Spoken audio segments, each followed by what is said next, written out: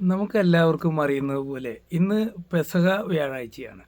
അപ്പോൾ ഈ പെസഹ എന്ന് പറഞ്ഞു കഴിഞ്ഞാൽ നമുക്കറിയാവുന്ന ഒരു അറിവ് കടന്നുപോകൽ ൻ്റെ ആഘോഷമാണ്. അപ്പോൾ ഈജിപ്തിൽ വെച്ച് ഇസ്രായേൽ ജനത ഈജിപ്തിൽ ദൈവം അവരെ മോചിപ്പിച്ചു കൊണ്ടിരുന്നതിൻ്റെ ഭാഗമായിട്ട് 10ാമത്തെ മഹാമാരിയായിട്ട് ഈജിപ്തിലെ എല്ലാ ഏകജാതരെയും ഞാൻ വധിക്കും എന്ന് ദൈവം പറയുന്നുണ്ട്. ഇതിൻ്റെ ഭാഗമായിട്ട് അവിടെ നമ്മുടെ ബൈബിളിൽ കാണുന്നത് സംഹാരദൂതൻ, മരണദൂതൻ ഒക്കെ എന്നൊക്കെ നമ്മൾ പരാമർശിക്കുന്ന ദൈവദൂതൻ, പ്രധാന ദൂതൻ, ബൈബിളിൽ മറ്റൊരു ഭാഗത്ത് പറയുന്നുണ്ട് പ്രധാന ദൂതൻ ആകാശത്തിനും ഭൂമിക്കും മധ്യേ ഇറങ്ങി വന്നു.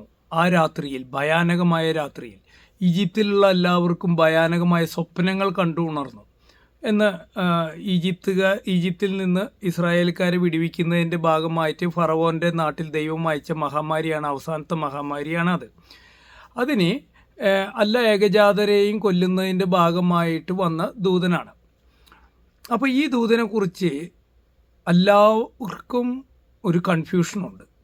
അതെന്താണെന്നാണ് ഞാൻ പറയുന്നത്. അതായത് ഒരുപാട് പേര് അത് യേശുക്രിസ്തു ആണെന്ന് പറയുന്നുണ്ട്. അപ്പോൾ ഈ ദൂതൻ ഈജിപ്തിലൂടെ കടന്നു പോകുമ്പോൾ ആ ദൂതൻ ഇസ്രായേൽക്കാരുടെ ഭവനത്തിൽ കയറി അവിടെയുള്ള ഏകജാതരെ വധിക്കാതിരിക്കേണ്ടതിന് ഒരു 9 മാസം പ്രായമുള്ള കുഞ്ഞാടിനെ ബലി കഴിച്ച് അതിൻ്റെ രക്തം കട്ടുള്ള പടിയിന്മേൽ മാർക്ക് ചെയ്യുക എന്നുള്ളതാണ് ദൈവം മോശയ്ക്ക് കൊടുത്ത കൽപ്പന. അങ്ങനെയാണ് അതിൻ്റെ കട്ടിളപ്പടിയിന്മേൽ കുഞ്ഞാടിൻ്റെ രക്തം തെളിക്കുകയും ദൂതം കടന്നു പോയപ്പോൾ ഇസ്രായേൽ ഭവനങ്ങൾ ഒഴിവാക്കപ്പെടുകയും ചെയ്തു. ഇതിൻ്റെ പ്രതിനിധാനമായിട്ടാണ് യേശു ക്രിസ്തു പെസഹ കുഞ്ഞാടിനെ പോലെ ബലിയർക്കപ്പെടുന്നതും യേശു ക്രിസ്തു അപ്പവും വീഞ്ഞുമായി നമ്മളുടെ ഇടയിൽ ഇന്നും ജീവിക്കുന്നതും. അപ്പോൾ ഈ വിശ്വാസം യേശുവിനെ സ്വീകരിക്കുന്ന നാം പരിശുദ്ധാത്മാവിൻ്റെ അച്ചാരമായിട്ട് നമ്മളുടെ നെറ്റിത്തടങ്ങളിൽ യേശുവിനുള്ള വിശ്വാസം മൂലം പരിശുദ്ധാത്മാവ് ഇടുന്ന ഒരു അടയാളമുണ്ടെന്നുള്ളതാണ് രഹസ്യം. അപ്പോൾ ഈ രഹസ്യം എന്തുകൊണ്ട് ദൈവം ചെയ്യുന്നു? അവസാന കാലഘട്ടത്തിൽ, ലോകാവസാന കാലഘട്ടത്തിൽ നാം നേരിടാൻ പോകുന്ന ഇതൊരു ദൂതനുണ്ട്, സംഹാരദൂതൻ.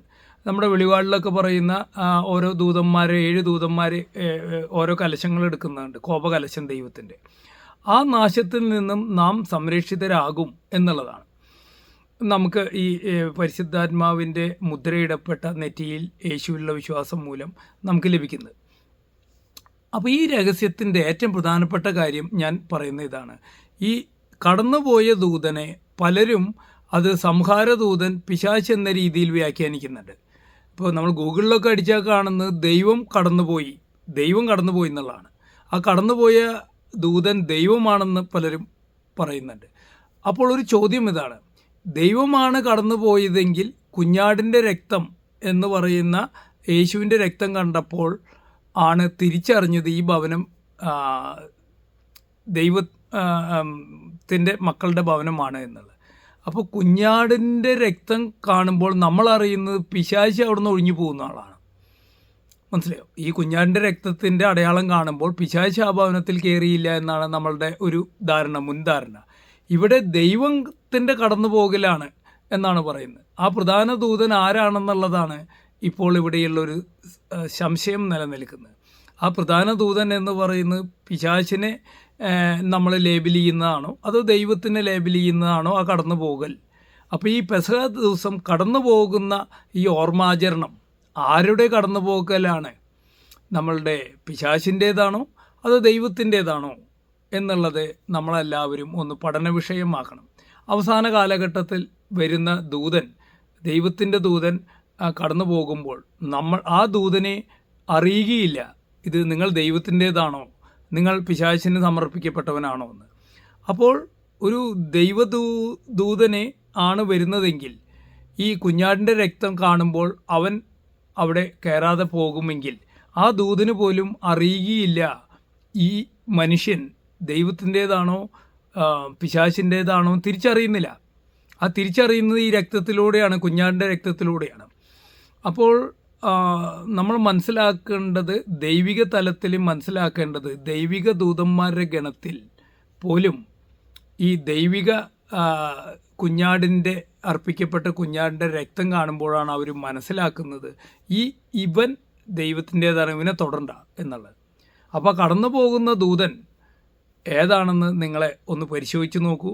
ആ കടന്നുപോയ ദൂതൻ ദൈവദൂതൻ എന്ന് പറയുന്നത് പിശാചിനെ റെപ്രസെൻ്റ് ചെയ്യുന്നതാണോ ദൈവത്തിനെ റെപ്രസെൻ്റ് ചെയ്തതാണോ എന്ന് നമ്മൾ ദൈവിക ചിന്തനത്തിൽ മനസ്സിലാക്കണം. ഇതിൻ്റെ മറുപടി ഞാൻ നിങ്ങൾക്ക് തരുന്നതായിരിക്കും. അപ്പോൾ ഇതിനെക്കുറിച്ച് നിങ്ങളൊന്ന് പഠിക്കുക. ഈ പെസഹ ദിവസം എന്താണ് സംഭവിച്ചത് പഴയ നിയമത്തിൽ, ഇനി വരാനിരിക്കുന്ന ലോകാവസാനത്തിൽ എന്താണ് കടന്നു പോകുന്ന സംഹാരദൂതൻ. ഇത് കടന്നു പോകുന്നതിന് മുമ്പ് നമ്മൾ റെഡിയായി നിൽക്കണം എന്നൊക്കെ പറയുന്നുണ്ട്. നമ്മൾ അരപ്പെട്ട ധരിച്ച് ഇതൊക്കെ അണിഞ്ഞ് നമ്മൾ ഇവിടുന്ന് പോവാനായിട്ട് റെഡിയായി നിൽക്കണം. ഇസ്രായേൽക്കാരോട് അന്ന് രാത്രി തന്നെയാണ് ദൈവദൂതൻ കടന്നു പോകുന്നതും ഫറോ ഉത്തരവിടുന്നതും നിങ്ങൾ ഇന്ന് തന്നെ രാത്രി പോകണമെന്ന്.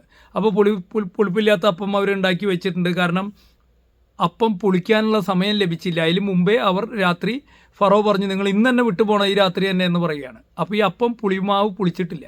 അപ്പോൾ ആ രാത്രി തന്നെ ഇസ്രായേലിലെ എല്ലാതും എടുത്ത് തിടുക്കത്തോടു കൂടി അവിടുന്ന് പോയി.